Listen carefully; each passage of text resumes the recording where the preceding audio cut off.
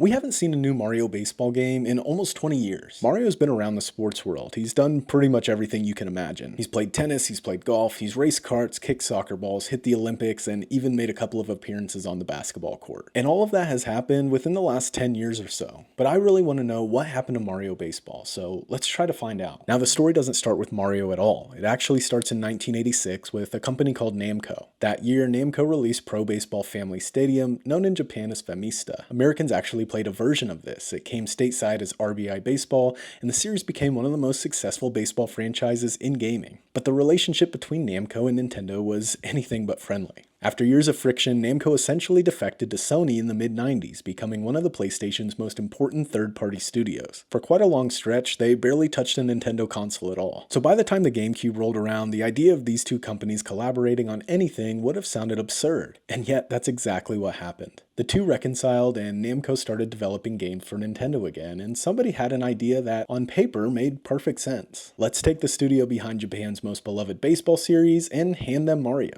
And so Mario Superstar Baseball was born. Launching on the GameCube in the summer of 2005, directed by Hideki Tomita and produced by Yasushi Ono. It was the first Mario game Namco had ever fully developed on any platform. This wasn't a cheap licensed cash-in. The heart of the game was challenge mode, where you'd wander a world of trials, earning coins and power-ups, recruiting characters, and clearing baseball challenges on the road to a final showdown with Bowser. Critics generally liked it. One reviewer praised the arcade-style pitching and hitting controls as top-notch. Though well received, the most common complaint was that players were left wondering what the game could have been with a deeper single-player mode. It sold well enough, though, that a sequel was greenlit almost immediately. That sequel arrived in 2008. And it leaned hard into the moment. This was the height of the Wii mania, so the entire game was built around motion controls. You swung the Wii remote like a bat and pitched with a throwing motion. The single-player adventure mode lets you explore an entire region called Baseball Kingdom, and the roster ballooned to 42 playable characters, which was the most in any Mario game at the time, including a wave of baby versions and Donkey Kong characters. It was bright, chaotic, generous, and exactly the kind of party game that the Wii was built to sell. But here's where the first crack in the story begins to develop. Mario Super Sluggers was never released in Europe or Australia, reportedly because baseball wasn't popular enough there and because it launched too close to the juggernaut that was Mario Kart Wii. It remains the only Mario-related Wii game that never got a physical release in those regions at all. And then after that,